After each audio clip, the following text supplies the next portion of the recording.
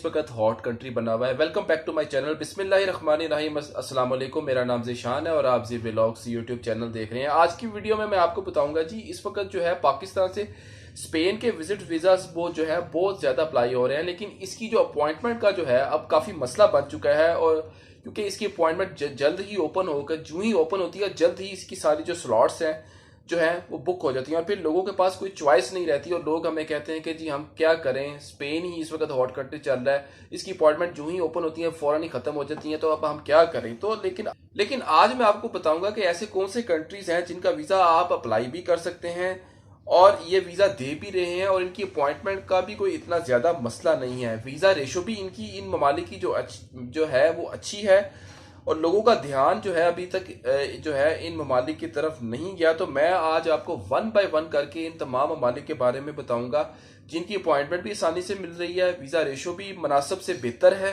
और लोगों का ध्यान भी, रुझान भी जो है इस वक्त कम है। तो अभी तक तो जो वीडियो जो है बहुत इंपॉर्टेंट होने जा रही है तमाम लोगों के लिए जो अभी या फ्यूचर में शेंजन वीज़ा अप्लाई करने का इरादा रखते हैं पाकिस्तान से या ऑल ओवर द वर्ल्ड से। तो अभी तक अगर आपने हमारा चैनल सब्सक्राइब नहीं किया तो चैनल सब्सक्राइब करें और घंटी के बटन को बराए मेहरबानी जरूर दबा दीजिएगा ताकि आपको आने वाली तमाम वीडियो का जो है नोटिफिकेशन मिल सके। तो जी सबसे पहला कंट्री जिसका मैं जिक्र करने जा रहा हूं जी, उसका नाम है फ्रांस।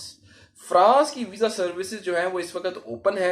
इसके फ्रांस वीजा के जो नताइज हैं बिल्कुल ठीक आ रहे हैं, इसकी वीजा रेशो अच्छी चल रही है और इसकी अपॉइंटमेंट का जो तरीकाकार है वो थोड़ा सा मुख्तलिफ है। आप अपना फॉर्म फिल करके AEG ट्रैवल सर्विसेज के ऑफिस में जाते हैं और वहीं आपको इसकी अपॉइंटमेंट जो है मिलेगी। अपॉइंटमेंट इसकी लेना इतनी मुश्किल नहीं है और इसकी वीज़ा रेशो काफ़ी बेहतर है। जो लोग अपने आप को बेहतर प्रेजेंट कर सकते हैं वो इसका वीज़ा अप्लाई ज़रूर करें फ्रांस का, और ख़ास तौर पर वो लोग जिनकी कोई माजी में शेंजन वीज़ा की या किसी और भी कंट्री की वीज़ा रिफ्यूज़ल है तो वो फ्रांस में चांस ले सकते हैं। अगला मुल्क है जी जर्मनी। ऐसे लोग जिनकी पहले से कोई शेंजन में वीजा रिफ्यूजल है और वो ये समझते हैं कि वो इंटरव्यू दे सकते हैं और इंटरव्यू में अपने आप को अच्छे तरीके से प्रेजेंट कर सकते हैं, तो वो जर्मनी को जरूर कंसीडर करें। जर्मनी एक बेहतरीन कंट्री है। इंटरव्यू में आप अपने आप को बड़े अच्छे तरीके से आप रिप्रेजेंट कर सकते हैं, आप अपना सारा कुछ इंटरव्यू में आप बता सकते हैं। तो जो लोग वीज़ा रिफ्यूज़ल की माजी में वीज़ा रिफ्यूज़ल की वजह से परेशान है कि हमारा वीज़ा रिफ्यूज़ है किसी और के, हम किसी और कंट्री का हमें वीज़ा अप्लाई करना चाहिए कि नहीं करना चाहिए, तो अगर वो उनके दिल और जहन में इस तरह का कोई डर या खौफ बैठा हुआ है तो वो जर्मनी का वीज़ा अप्लाई करें। अगला मुल्क है जी इटली।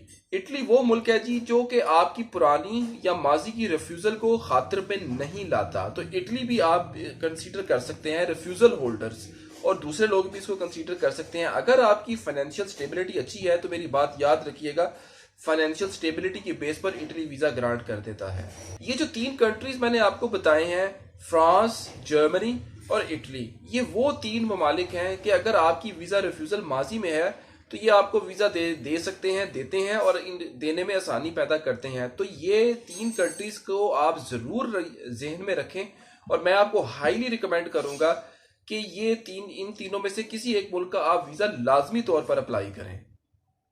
बैंक स्टेटमेंट के हवाले से मैं आपको बड़ी अहम बात बता दूं कि लोग बताते हैं जी कि हमारे अकाउंट में जी कभी बैलेंस 1 लाख रुपया हो जाता है, कभी 60,000 रुपया हो जाता है और अचानक से हमारा जो बैंक का जो अकाउंट का जो बैलेंस है वो 20 लाख से 20 लाख पर भी आ जाता है और 25 लाख पर भी चला जाता है। लेकिन हमारी 6 महीने की जो ट्रांजेक्शन जो हैं वो करोड़ों रुपए में है, लेकिन हमारा बैलेंस जो है ऐसे ऊपर नीचे होता रहता है। तो क्या हमें ऐसी बैंक स्टेटमेंट की बेस पर वीज़ा मिल सकता है? देखिए मैंने 12 कई मरतबा अपनी वीडियोस में बताया है। देखिए बैंक स्टेटमेंट जो है वो आपसे 6 माह की मांगी जाती है। तो 6 माह की जब आपसे बैंक स्टेटमेंट मांगी जाती है तो ECO एंट्री क्लियरेंस ऑफिसर या जिसको हम वीज़ा ऑफिसर कहते हैं, उसने पहले दिन से लेकर 6ठे महीने के आखिरी दिन तक आपकी स्टेटमेंट को चेक करना है।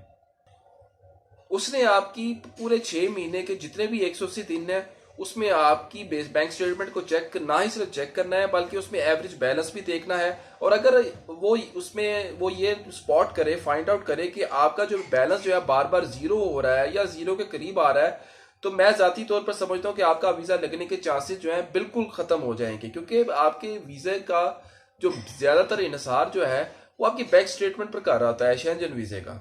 अगर आपके अकाउंट में बैलेंस बहुत ज़्यादा लो हो रहा है या ज़ीरो हो रहा है, तो इसका मतलब है कि जी आपके डॉक्यूमेंट्स और आपकी स्टेटमेंट में फाइनेंशियल स्टेबिलिटी जो है वो शो नहीं हो रही।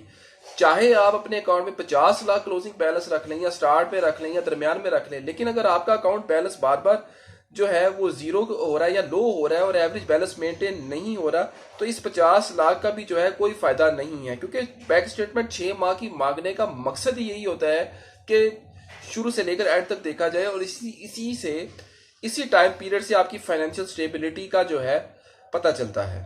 ये तमाम बातें जो हैं आप लोगों ने याद रखनी है, खासतौर पर ये जो 3 ममालिक फ्रांस, जर्मनी और इटली ये जो 3 ममालिक हैं, ये लोग बार बार जो हैं इस वक्त स्पेन का वीज़ा अप्लाई करी जा रहे हैं। बार बार हर बंदा स्पेन स्पेन स्पेन लगाई हुई है। लेकिन देखिए इतना ज़्यादा जब एक एम्बेसी में रश जाएगा तो फिर वीज़ा रिफ्यूज़ल भी, कंपटीशन बढ़ जाता है तो वीज़ा रिफ्यूज़ल भी बहुत ज़्यादा आती है। तो जिन लोगों के स्पेन के रिफ्यूज़ल्स हो रहे हैं या किसी और शेंजन कंट्री के रिफ्यूज़ल्स हो रहे हैं, तो वो ये फ्रांस, जर्मनी और इटली को भी कंसीडर करें।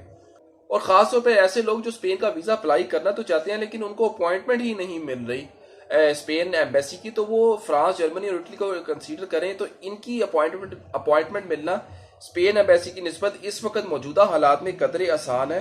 तो ये एक मुतबादिल कंट्रीज मैंने आपको बताई हैं। तो उम्मीद है आपको वीडियो पसंद आई होगी। इस हवाले से अगर आपको कोई सवाल होगा तो आप हमसे रब्ता कर सकते हैं। आप नीचे दिए गए नंबर पर हमें व्हाट्सएप पर वॉइस नोट भी भेज सकते हैं। अब तक के लिए इतना ही। बहुत शुक्रिया। अल्लाह हाफिज़।